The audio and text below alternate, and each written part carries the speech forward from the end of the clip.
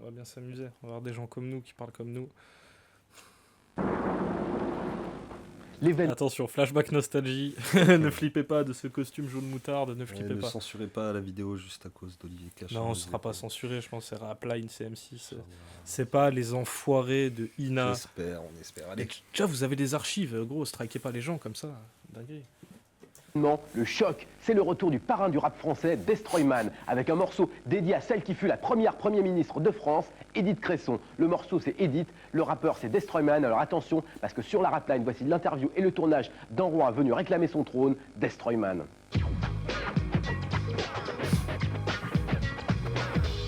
Golf Draw, Grand Boulevard, Rock'n'Roll, Black Panthers, Rebelle, des trucs teenagers, mais ça nous a fait passer le temps et oublier qu'on avait faim.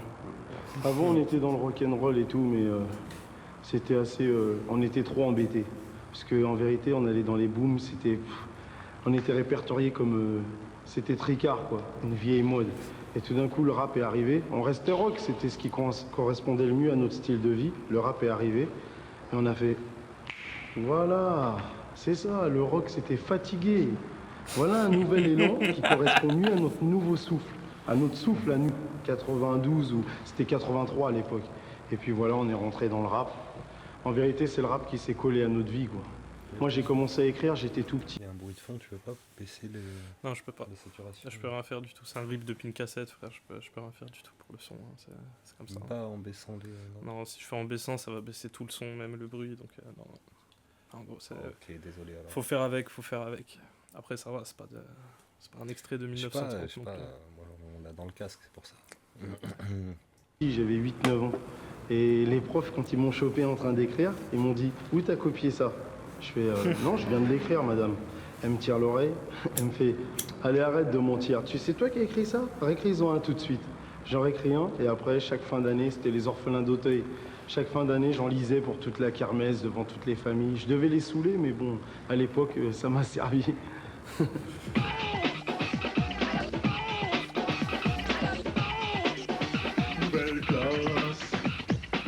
À l'époque, c'était, on faisait du rap. Moi, je faisais du rap avec Johnny Go.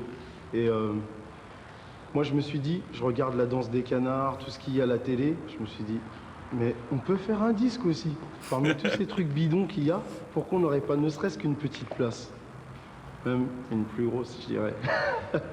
Et en fin de compte, ce qui s'est passé, c'est que les maisons de disques, ils ont fait blocage. Ils ont dit, nous, on est... À l'époque, c'était la mentalité. On est des salariés et tout. Qu'est-ce que des galériens de la rue, ils croient qu'ils vont nous griller comme ça? Ouais, c'est clair, c'est clair. Surtout qu'à l'époque, les maisons de scud, quand ils avaient des maxi comme ça, des trucs comme ça, ou du rap français, ils essayaient de le formater au maximum pour en faire de la demeure, tu vois. Gros exemple de ça, t'as vu, c'est le maxi des Nec Plus Ultra de 88, tu vois, où ils font je rap, et genre, les gars qui produisent ça, ils sont vraiment tricks de ouf, je crois que c'est Sony, tu vois, mais genre, ils sont tricks, et en gros, ils prennent le morceau, ils le changent, et à la fin, ça fait un truc de house ultra bizarre, tu vois, où genre, t'as 2 couplets de rap, et tout le reste, t'as plus rien, tu vois. Et c'est pour ça que, ouais, c'est ça, Destroyman et Johnny Go font pas leur album. Ouais, c'est pour ça qu'il n'y a pas Parce d'album que, Destroyman en fait, et Johnny à Go. cette époque-là, les maisons de disques, elles veulent tellement foutre leurs pattes dans le truc qu'elles démotivent totalement les jeunes artistes, quoi. C'est vrai que dans toute l'époque, genre 83 jusqu'à 91, à chaque fois qu'il y a un keumé qui fait du rap, qui rentre dans une maison de disques pour faire du rap, son truc qui se retrouve soit blacklisté, c'est-à-dire tu fais un son, ça dégage, soit ton truc est complètement salopé par des mecs qui connaissent rien en rap et qui veulent absolument transformer ton truc en variété française. Il y a l'album de tu vois. Dynasty, non, l'album de Lionel D. Ouais, mais il est Il y a massacré cet l'album album, tu vois. Il y a même le premier album. Premier album de Salia aussi en 92 qui est complètement massacré, tu vois, genre le maxi des Nec Plus Ultra, parce qu'après il n'y en a pas non plus 10 milliards des exemples de trucs qui sortent à cette époque-là. Puis, mais... ouais, c'est ça. Et puis le maxi de Destroyman et Johnny Go aussi.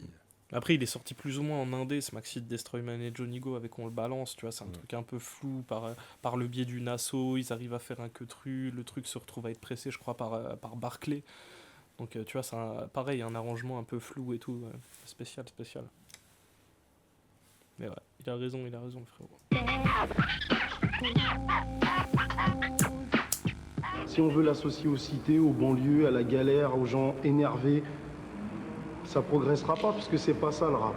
C'est comme si on voulait associer le rock'n'roll au blouson noir. C'est ce qu'on fait maintenant avec le rap. Le rap, on met des gars en grosse basket qui font les clowns, des bébés, et qui représentent plusieurs générations. Alors qu'en vérité, ils sont plus... quand je vois tous les rappeurs qu'il y a maintenant, c'est super, je préfère voir des rappeurs faire ça qu'aller casser des choses, mais ils représentent plus mes petits-neveux que moi, par exemple. Mais gros, ce truc-là, il est tellement vrai, même encore maintenant. C'est une dinguerie. C'est vrai que moi j'ai entendu tout de suite la balle pour la génération d'après. Parce Bah que, oui. pour le coup, Parce que le gars, il est là, tu vois, il parle du truc en 92, mais lui, voilà, il fait partie des premiers gars à avoir posé du rap sur des disques, tu vois, en 87, donc et tu vois. puis à cette époque-là, ils se rendent compte du pouvoir qu'ils ont parce que d'un coup, les maisons de disques, elles veulent acheter leurs projets, elles veulent les financer. Bah ouais, parce qu'il y a Donc en fait, ils partent de la rue pour arriver à un truc où ils ont un espace médiatique, ils peuvent revendiquer des trucs. Mais le switch, il est important, tu vois, ça passe de on vous calcule pas, allez vous faire enculer, votre culture on la déteste, à on veut bien vous signer, allez-y, faites du Ouais, rap, vu que vous allez nous prenez faire des des- baskets, prenez des casquettes, faites-nous des Et yo-yo, là, des du coup, trucs. ce qu'il nous dit, c'est genre, tombez pas dans le piège, quoi. Oubliez pas ce pouvoir que vous avez avec Ouais. le micro.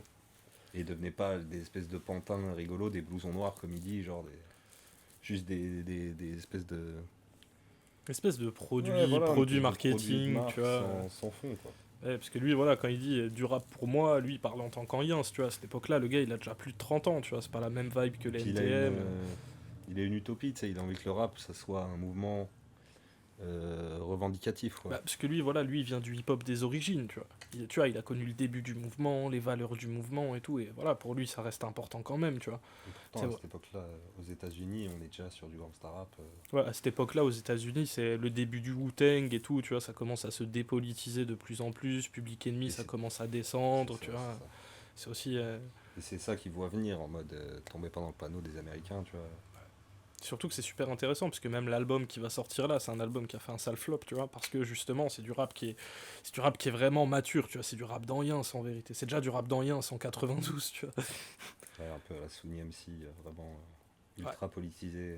Mais avec un parti pris vraiment musicalement plus radical que Sunny MC, tu vois, on essaie d'édulcorer rien, tu vois, on fait Ouais, vraiment ouais, un c'est truc brut comme on aime, et ça passe ou ça casse, tu vois. Genre, et vraiment dans cette Lui, il aime le optique-là. rock. Mais l'album est bien, franchement, il s'écoute. Après, c'est vrai que c'est un peu, Musicalement, ouais, c'est un peu vieilli. c'est un peu vieilli, mais ça s'écoute les toujours textes, bien. les textes, ils s'écoutent super bien. Il avait taffé sur l'écriture. Puis même, il y a des ego trips marrants dedans, il y a Ouais. des trucs plus revendicatifs qui sont vachement bien écrits. Même là, je crois, il y a Edith à la fin, peut-être on regardera, tu vois. Mais en tout cas, il fait toujours gaulerie, Destroyman, c'est un bon. Que les gars de ma génération qui font d'autres choses. Et le rap, c'est de l'art. Et il faut qu'ils nous laissent montrer notre art. Non, moi j'aime bien tout ce qui est sensible, tout ce qui est vrai. Il y a tellement de belles choses. Dans la chanson française, il y a Cabrel, mais il y a plein de gens qui font des choses superbes. Si je suis un bon rappeur, comme j'entends dire souvent autour de moi, il serait vraiment ridicule que j'écoute que du rap. Ça veut dire qu'il y aurait un manque de sensibilité déjà. Or, le rap, c'est sensible. Quelqu'un peut écouter du rap et ensuite entendre autre chose et aimer. Mais tous ceux qui veulent faire style, nous, on est à fond dans le rap, c'est parce que justement, ils savent qu'ils sont à côté de la plaque. L'album Ça, il a raison, il a raison. Il a bien raison, et musicalement, quand tu te cantonnes à un seul style, que ça soit du rap ou n'importe quoi, bah, t'as un T'es défaut de vachement perspective, limité, quoi. t'es vachement Ouais. limité dans ta vision, dans ta capacité à apprécier des sons différents, même dans ta découverte et dans... Tu vois, en fait, la musique aussi, c'est de la richesse, tu vois, c'est toujours plusieurs influences. T'as vu, le jazz, ça naît du blues et d'autres styles, tu vois. Et en fait, c'est toujours des styles qui se recoupent, Après, on qui ne créent demande des pas à nouveaux chaque styles. artiste d'inventer un style musical, mais juste... Non, mais de toute façon, vu que les styles musicaux sont par essence des fusions d'autres styles qui les ont précédés, tu vois, il y a toujours un truc où il y a un mec au début du mouvement qui est sensible au truc là et qui crée un nouveau truc, tu vois. Genre, il y a toujours ce truc là, il faut pas non plus rester en mode le rap que le rap, ou le rock que le rock, ou la pop que la pop, tu vois, genre, faut être Faut sensible qu'il y à ait plein des de trucs. ponts dans les milieux artistiques, faut qu'il y ait des ponts de toute façon. C'est ça, il y a toujours des ponts, tu vois. Et c'est pour ça que j'aime pas, tu sais, les arguments de maintenant où on dit ouais, les puristes, machin, ils écoutent que la même chose. Là, on écoute des queumets de 92 qui te disent déjà écouter que du Peura, c'est un truc de vicose, tu vois. Genre, écoute plus de musique, essaye d'être ouvert à plus de choses parce qu'il y a de tout dans le rap. Il peut y avoir un côté dur, il peut y avoir de la sensibilité, il peut y avoir d'autres choses, tu vois. Et du coup, ça, c'est vraiment, tu vois, le contre-pied parfait à tous les détracteurs, des gens les gens qui sont contre notre posture en général, en mode de toute façon vous écoutez des trucs vieux, ringards, c'est dépassé, c'est de la merde, c'est genre vous ne comprenez pas tout simplement que le rap ça se cantonne pas à un truc, tu vois, genre EJM qui fait des sons avec Bob Sinclair, tu vois, t'as plein de queutrus, tu vois, t'as plein de queutrus différents où ça mélange des influences, tu vois, genre des dynasties qui font des remixes pour Shep Khaled, tu vois, genre il y a plein d'influences musicales à avoir, tu vois, même le rap en France, ça serait pas aussi big si c'était pas lié au reggae au début, tu vois, genre il y a tellement de trucs comme ça, tu vois, donc il a vachement raison de dire, voilà, écouter que du rap et faire le gars, ouais, moi je suis à fond dans le rap, j'écoute que ça, c'est vraiment un truc de vico, c'est de fermeture d'esprit, quoi, Bah ouais, puis c'est compliqué après quand t'es fermé d'esprit dans le milieu artistique, bah tu te fixes des barrières à toi-même quoi. En plus, c'est nul, juste pour un artiste en général, peu importe le domaine dans lequel t'es, d'être fermé d'esprit, tu vois, faut au moins découvrir. Bah, malheureusement, il y a beaucoup de, tu sais, quand tu vois, il y a beaucoup de jeunes artistes qui commencent le truc en se calquant sur un autre rappeur qu'ils aiment bien, tu vois. Ouais. Et malheureusement, après, pour Bah la après, vérité, ça marche pas, mais en même temps, c'est que. Après, il faut aussi la curiosité de chercher pourquoi. Tu vois, généralement, les artistes qui sont bons, peut-être, ok, ils sont en mimétisme à un moment sur un artiste qu'ils aiment bien, mais après, je sais pas, essayer de chercher quelles sont les influences de cet artiste. Qu'est-ce qui l'a amené à là? Quelles sont les influences de l'artiste? En fait, à partir de ce moment-là, ça t'ouvre plein de portes, tu vois. Et t'as plein de segments où t'as plein d'artistes majeurs qui font des queutrus, et tu te prends plein de styles dans la gueule, tu vois. C'est super intéressant aussi, puisque voilà, Destroyman lui-même vient du rock, mais trois quarts des mecs qui étaient dans le peura avant, ils étaient dans la funk, dans le disco, dans le jazz, tu vois. Donc, encore une fois, plein de strates de musique différentes. Et même les tout premiers sons de rap, t'en as plein qui sont limite de la techno, de la house, tu vois. Genre le premier son de house, là, Pumping Up the Jam ou un truc comme ça, tu vois. C'est pareil, c'est un truc entre le rap et la house, tu vois. Donc, il y a toujours eu des. Il y a toujours eu des portes, des passerelles entre les styles, tu vois. Faut pas non plus être en mode, oui, le rap à l'ancienne, c'est que du rap à l'ancienne, c'est un truc de ringard ou quoi, parce que même là-dedans, il y a vachement de variété en termes de style, hein, tu vois. C'est pas une invention des années 2020 ou 2010 ou 2000, tu vois. Ça a toujours été là dans le mouvement rap et dans le mouvement hip-hop, tu vois. J'espère que j'ai pas fait trop de tunnels, désolé, pardonnez-moi. Ah, Ouais, mais il est pas des- sorti. Il y avait des trucs à dire à ce qu'il avait dit, c'était cool. Parce que on était fiers à l'époque et ils nous ont fait comprendre que quand on est pauvre et qu'on n'a rien, il faut pas être fier. Il faut fermer sa gueule et faire ce qu'on te dit. Donc, comme nous, on avait que la fierté, on a préféré la garder et attendre le bon moment pour revenir avec toujours la même fierté. Il y a eu la prison, il y a eu des sales histoires dans les rues, tout en essayant de rester la tête nette. Parce que le plus dur dans tout ça, c'est qu'on peut perdre sa tête, devenir fou. Mais ça va, je lâcherai pas l'affaire. Si je lâche l'affaire, c'est comme si, en fin de compte, je me tuais un peu. Et j'ai pas envie de me tuer, ni voir les gens que j'aime se laisser aller, alors la rigueur. Et ce que je vois, c'est que la télé, ils font style, oui, il y a beaucoup de racisme, l'extrême droite doit s'arrêter. Mais est-ce qu'ils voient aussi ce qui se passe?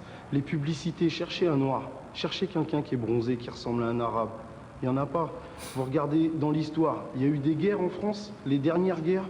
Des Noirs sont morts, des Arabes sont morts. Chaque fois qu'on montre un monument, il ressemble à quelqu'un qui a une moustache arrondie.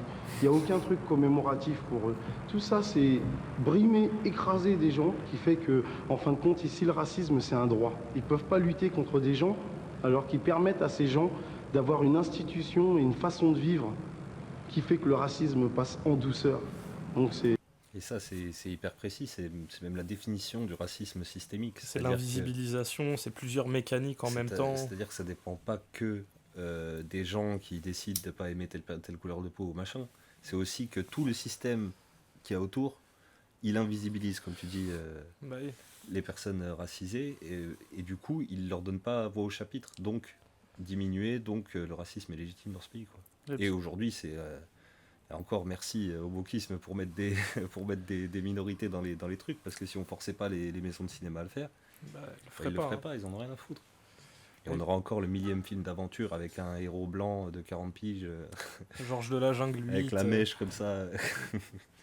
Ah bah oui, il a raison dans ce qu'il dit, puisque oui, l'extrême droite c'est grave comme il le dit, tu vois, mais genre, gros, il y a aussi le truc dans la réalité, Le racisme existait avant l'extrême droite, quoi. Oui, mais pas que, tu vois, genre c'est plus l'impensé social, tu vois, parce que les gens qui se disent même pas d'extrême droite, genre, tu vois, on peut prendre l'exemple du PS, hein. Oh, le PS c'est des sistras, tu vois, la manière dont ils traitent les minorités, la manière dont ils traitent les gens à vouloir les tokeniser, à vouloir prendre leur lutte, mais sans les prendre eux pour la dénaturer, pour en faire des trucs, tu vois, ça en dit long sur tous les impensés racistes qu'ils ont, ils sont dans des mécaniques où justement le système leur est favorable, consciemment ou inconsciemment, ils le savent, mais du coup, ils répercutent sur les gens des dynamiques d'oppression, des dynamiques d'invisibilisation, tu vois. Et genre, tu vois, c'est de la négation d'autrui, c'est de la demeure, ces trucs-là, tu vois, mais genre, ils s'en cachent bien, parce que voilà, nous, on est le PS, nous, on n'est pas raciste, machin, mais...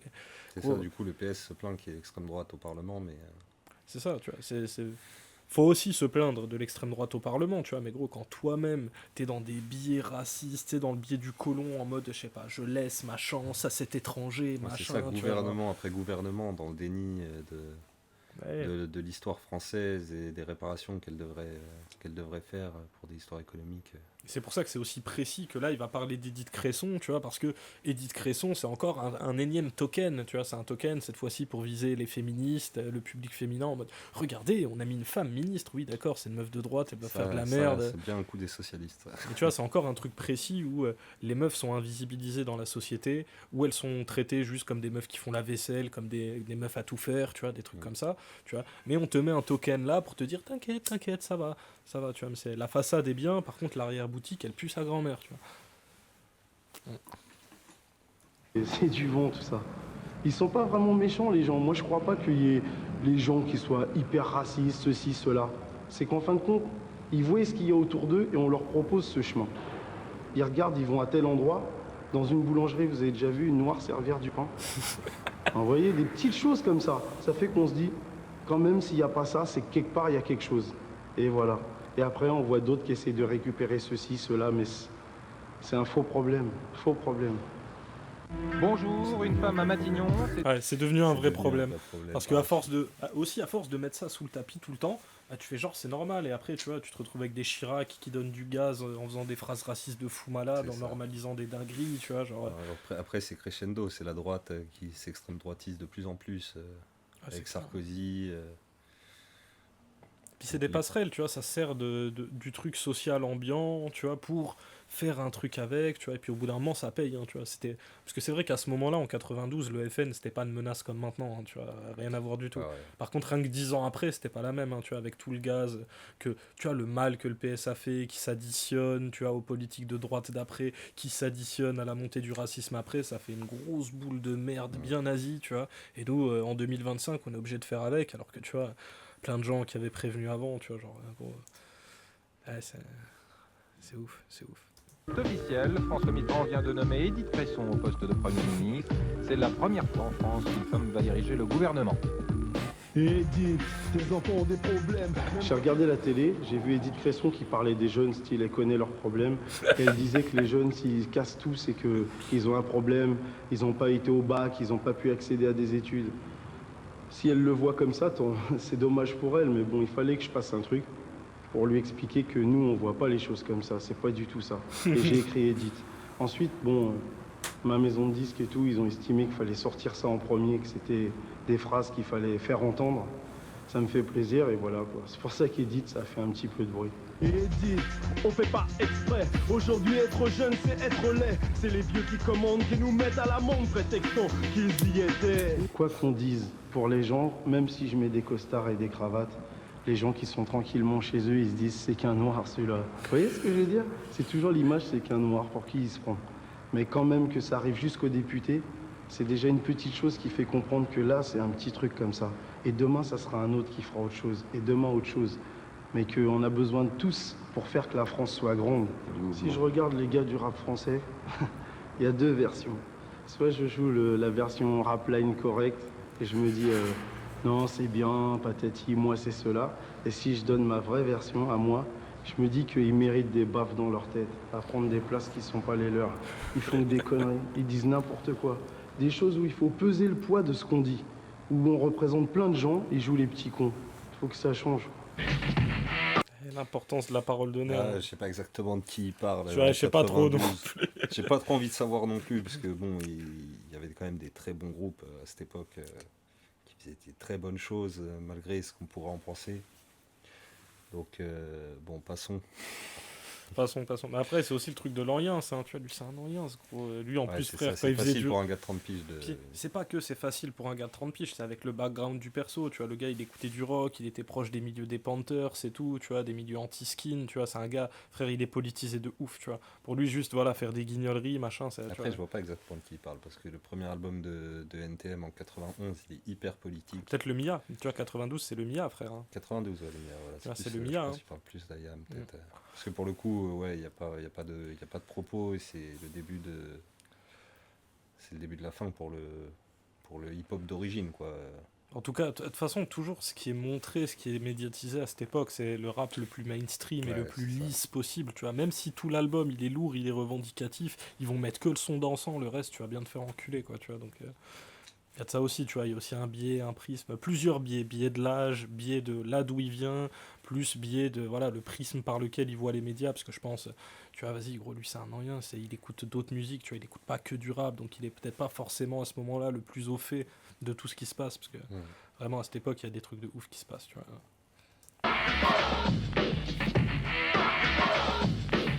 Quand je regarde ça, je me demande toujours si c'est vrai. Parce que quand je les vois comme... comment il s'appelle? Terminator. Des mecs qui foncent tête baissée, avec des flingues, dans des sales histoires. Si c'est vrai, en tout cas, ils ont beaucoup de courage.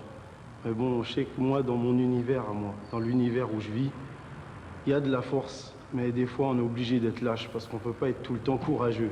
Je sais pas si les Américains, ils sont que forts. Et s'ils se montrent que forts, peut-être qu'ils sont comme ça, mais je sais pas.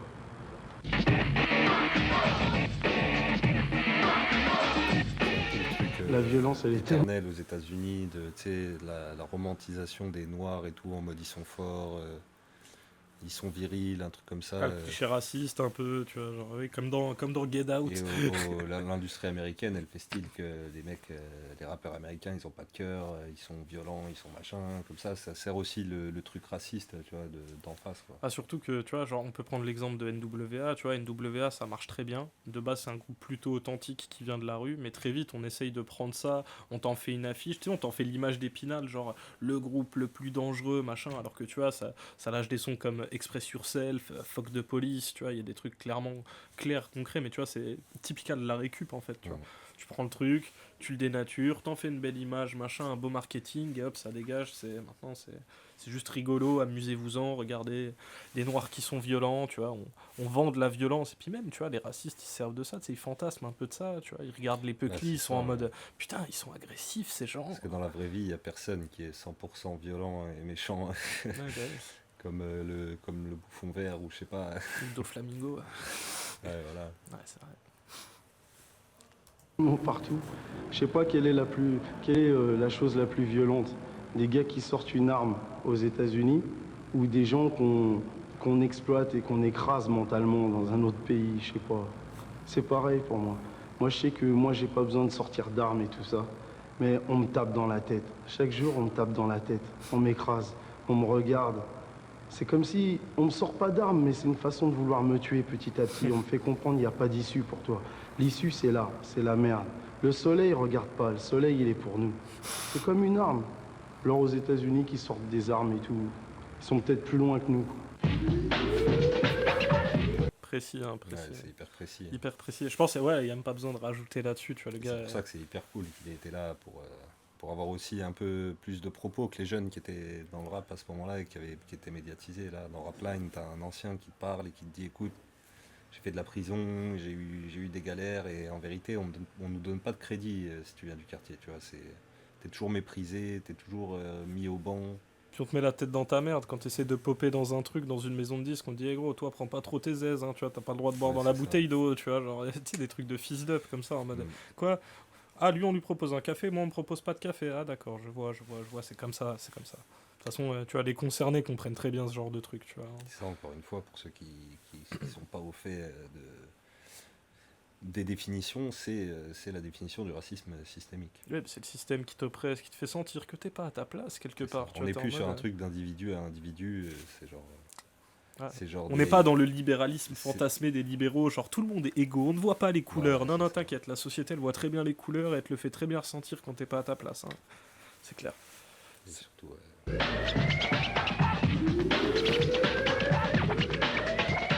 quoi qui se passe. Le rap, c'est pour l'instant un niveau, en parlant budget, le rap, ça rapporte pas grand-chose. Même si, par exemple, quelqu'un comme MC Solar a fait un disque d'or, qu'est-ce que MC Solar, il est à côté de Patrick Bruel, qui fait 2 millions de ventes de disques. C'est rien. Moi, je sais que la galère, elle est là. Même s'ils nous voient se la jouer rappeur, faire des disques, notre compte en banque, il n'a pas bougé. Si jamais le compte en banque d'un rappeur ou de certains rappeurs bouge demain, je trouverais la question pertinente. Mais pour l'instant, une fois que l'interview est finie, je retourne dans la vie de Lascar. Donc rien n'a changé. La zone, elle est toujours là. À New York, quand j'ai été à New York, c'est une chose qui m'a fait... Ah, c'est vrai, mais c'est pertinent aussi de rappeler les chiffres, parce qu'à l'époque, tu vois, ils parlent de 2 millions d'exemplaires, mais à l'époque, un disque d'or, c'est 100 000 copies physiques. Tu vois, donc quand tu fais 2 millions, t'es à quel niveau de vente de disques, tu vois, c'est combien de fois l'album de MC Solar, tu vois, c'est au moins une vingtaine de fois, tu vois, c'est le truc de la SACEM à Patrick Bruel, machin, la SACEM à Goldman, tu vois, les fameuses blagues, tu vois, genre... oui, gros, ces gars, ils vendent tellement de disques qu'à l'époque, en comparaison, le rap, c'est peanuts, frère. Ils ont même pas l'impression de prendre de risques, les maisons de disques. Ça fait 100 000, oh, c'est bien, de toute façon, on n'en attendait pas grand-chose, donc bon. Donc ça fait c'est ça qui nous manque dans le rap aujourd'hui, c'est l'aspect collectif, l'aspect... faut se servir du truc comme d'une arme, quoi. Genre, on voit bien que la situation, elle est merdique, et beaucoup de jeunes artistes, jeunes rappeurs le savent, et ils le voient très rapidement, genre... Après, tout ça... coûte cher, on t'invite pas dans ce truc, tu vois, tu dois correspondre à des codes. Ah, mais ça, c'est moins le cas maintenant aussi, tu vois, parce que comparé à l'époque, genre, je sais pas, en termes de revenus que ça génère, en termes de stream, en termes de clics, en termes d'interaction, de publicité et tout, tu vois, genre, tu sais, c'est pas le même game non plus, tu vois, genre, ok, il y a eu le truc où, brutement, ça vend moins de disques, tu vois. Par contre, au niveau relais médiatique, au niveau de l'influence que ça a sur la jeunesse, tu vois, le poids que ça a dans la société, le rap maintenant, c'est sans commune mesure avec ce qu'il y avait à l'époque, tu vois. À l'époque, ça restait quand même une culture de marginal, tu vois, alors qu'aujourd'hui, même ta daronne, elle connaît Maître Gims ou ton arrière-grand-mère, ou tu vois ce que je veux dire. C'est aussi un truc au niveau du... Comment dire? Je sais pas, un soft power serait galvaudé un peu, tu vois, mais genre... ouais, au niveau de l'influence que ça a et au niveau du poids et de la transmission de ce truc dans la société, c'est sans commune mesure, c'est ultra big, quoi. Et du coup, oui, c'est toujours important de s'en servir pour faire passer des messages, mais du coup, vu que le truc génère plus, vu que le truc est plus intéressant et vu que le truc c'est hégémonique aujourd'hui comme musique en France, il y a sûrement un contrôle des maisons de disques qui est beaucoup plus accru, tu vois, qui sont beaucoup plus en mode, on va pas laisser des chances à des mecs, tu vois, on prend que des mecs déjà en place, on leur fait leur 8e album, et le reste on s'en bat les couilles, tu vois. Alors qu'à l'époque, ils pouvaient très bien, voilà, de signer des NTM, de signer des Solar, qui à l'époque n'étaient personne. C'était juste des mecs qui avaient lâché 1 ou 2 freestyles en radio, c'était personne ces mecs, tu vois, genre... Donc c'est pas non plus les mêmes rapports de force, la même main ferme du marché qu'il y a derrière qui te dit ça va se passer comme ça et ça bougera pas, tu vois. Il y a aussi de ça, tu vois. Et comprendre aussi que quand on assure n'importe où. Là-bas, j'ai vu que, je sais pas, les gens ils m'ont parlé de New York, les lascars, les coups de feu. Moi là-bas, j'ai vu que des mecs sans culture, stupides. Vraiment, ça m'a fatigué. J'ai avancé mon billet de 48 heures. Après, dans l'avion, je me demandais encore comment les mecs ils font pour revenir de New York et frimer. Ça, c'est l'opinion, tu vois, c'est l'opinion d'un mec intelligent qui va à New York, tu vois. Genre, tu vas à New York, t'es en mode putain, gros, le pays des abrutis, wesh, l'enfer sur terre, vas-y, je me casse. C'est le pays de la publicité, du gros burger. Ça aussi, il y a aussi beaucoup ce truc, tu sais, en mode vas-y, quand tu viens des quartiers. Encore que New York, c'est quand même une ville cosmopolite, c'est une très grande ville. Ville cosmopolite, mes frères, c'est des Américains. Hein. Ils sont cons, les Américains, bordel de merde. On le dira jamais assez, c'est des putains d'imbéciles. Et ça l'était déjà en 92. Hein. Presque 30 ans plus tard, c'est toujours des gros cons, ça n'a pas bougé. Hein. Mais c'est vrai que c'est la mode à l'époque d'aller aux États-Unis, vu que là-bas, le rap a 10 ans d'avance. C'est plus intéressant d'y aller, même culturellement, pour la musique et pour apprendre et tout. Il y en a pas mal qui sont allés aux États-Unis, qui ont fait l'aller-retour pour 2 semaines, quoi. Et puis, tu sais, le rêve américain, ça a toujours été un gros truc, peu importe. Que ce soit dans les classes populaires, même dans la classe moyenne. C'est particulier quand même, parce que c'est à New York. Ouais, c'est un peu la bec là-bas, tu vois, t'es en mode je vais là où est né mon style musical, tu vois. C'est comme, je sais pas, c'était fan de soul et là, en 92, ouais, il y en a déjà pas mal des rappeurs qui ont fait ça. IAM, NTM, Assassin. Ouais, même Dan de Ticaret qui ramène tout de là-bas, oui. Ouais. Clairement. Mais oui, c'est. La majorité des gars qui sont dans le milieu sont déjà allés aux États-Unis. Et puis vu que ça plaît aux jeunes, tu vois, les baskets et tout, tous ces délires-là, bah gros, tu vois, ça fait du commerce, hein, écoute. Hein. Ça fait du commerce, ça fait de l'argent, et puis tu vas... En fait, le paradoxe de tout ça, c'est que genre, tu vas aux États-Unis, tu ramènes des nameplates dorés, tu ramènes des casquettes des Knicks ou des Bulls, tu vois, genre, tu ramènes des queutrus de ouf, et en même temps, tu ramènes, je sais pas, des maxi underground de mecs que tu connais pas encore, tu vois, genre, c'est tout le paradoxe, en fait, tu vois, genre, tu peux aussi bien ramener des trucs qui enrichissent la culture que juste des trucs qui sont purement... Ça, pour la musique, c'est plus intéressant que pour les bagnoles. C'est clair, c'est clair. J'ai été à New York, patati. Leur vie, elle doit être triste. Destroy Man. Destroy Man. Mais je suis content d'être arrivé sur ce chemin. C'est super pour moi. Ça rend fier ma famille. Moi-même, ça me relaxe. Je suis moins méchant, moins dur. Quand j'étais petit, je me disais, comme j'ai ouvert mes yeux sur les choses très vite, je pensais que l'espoir de vie pour un gars comme moi, ça serait... mon futur, ça serait... parlant sérieusement, pas les braquages et tout ça, mais je me disais, pour un gars comme moi, si j'ai envie de vivre, je sais qu'il n'y a aucune chance. Ils veulent pas qu'on passe. Ils nous bloquent de partout. Peut-être tueur à gage. Je me disais, pour un voyou, la meilleure chose pour s'en sortir, c'est tueur à gage. Et je vois qu'en fin de compte, il y a d'autres choses. À part les francs, la reconnaissance, c'est pas ce que je veux. Je veux la place qui me revient de droit. Ce que je fais, c'est fort. J'écris bien. La musique, je l'ai travaillée avec des gens. En ce moment, s'ils cherchent en qualité rap, ils trouveront pas mieux. Alors déjà, je devrais grimper au-dessus de tous les bébés qu'il y a maintenant. Ça me suffit pour commencer. Il est chaud, il est chaud. C'est pas faux, hein. Franchement, il méritait une sacrée ovation pour ce qu'il avait fait à l'époque. Hein. C'était du rap, tout comme Lionel D d'ailleurs. Le premier album de Lionel D en 80, et le dernier d'ailleurs, mais en 90, c'était une grosse tuerie politique, bien travaillée d'un mec de 30 piges qui a travaillé dans les... C'est un mec qui faisait du social de fou, ouais. On avait un gars bien basé. Et pareil, Lionel D, il aurait dû pas seulement avoir la renommée du gars qui faisait les transitions sur Radio Nova ouais, c'est clair. Pour NTM, mais plus... C'est aussi des gars en fait qui n'ont pas eu la reconnaissance qu'ils méritaient par rapport à ce qu'ils ont apporté au rap, tu vois. Genre sans Destroyman et Johnny Go, El Peura, ça aurait pas été la même, hein, tu vois. Ça aurait pas été la même. Même Lionel D, tu vois, c'est la même chose. Tu vois, son histoire, elle est terrible, vraiment. Ah, Lionel D, c'est une des histoires les plus terribles du rap français. C'est genre, c'est de la folie. C'est comment on a tué un des meilleurs artistes de France, tu vois, qui était prêt à faire plein de trucs, hein, qui était vraiment chaud, mais gros, on l'a tué de la manière la plus crade, on lui a même pas fait une pochette d'album digne de ce nom, c'est dire à quel point on l'a pas respecté, tu vois, genre... Et Destroyman et Johnny Go, c'est pareil, tu vois. C'est des mecs qui commencent à rapper en 85, on leur donne la chance de faire un album en maison de disque en 92, 93, hein, tu vois. Et en plus, c'est encore plus énervant parce que ils sont en 92, 93 et il y a des albums de mecs comme on a dit tout à l'heure de NTM qui sont juste entrés dans une maison de disque, on leur a sorti un album. Même NTM et IAM, tu vois, c'est un peu ça, c'est des petits mecs de 20 piges, tu vois, parce que ces gars-là, les Destroyman, les Lionel D, c'est des gars, ils ont au moins 10 piges de plus. Les gars de la toute première génération.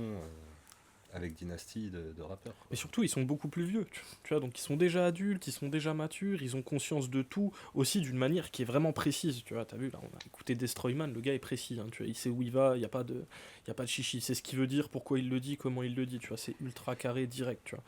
Et du coup, il y a aussi ce truc de, ouais, t'es la première génération, t'as pavé la voie pour les autres, parce que littéralement, les pionniers, c'est eux, tu vois, genre, en gros, voilà, la nouvelle génération a marché sur ces gens-là, et c'est le fait de marcher sur ces gens-là qui a permis au reste de s'élever, tu vois. Et c'est aussi parce que la première génération a pas eu de chance que le premier rap compétent qui perce, voilà, c'est à partir de 90, 91, même après Lionel D, tu vois, c'est ça aussi qui est triste de ouf, tu vois. Et ça peut se comprendre que, ouais, les gars sont un peu aigris aussi, tu vois, parce que, gros, c'est des darons du Peura aussi. C'est vraiment eux les darons, quoi. Et là, ça va être le début du clip.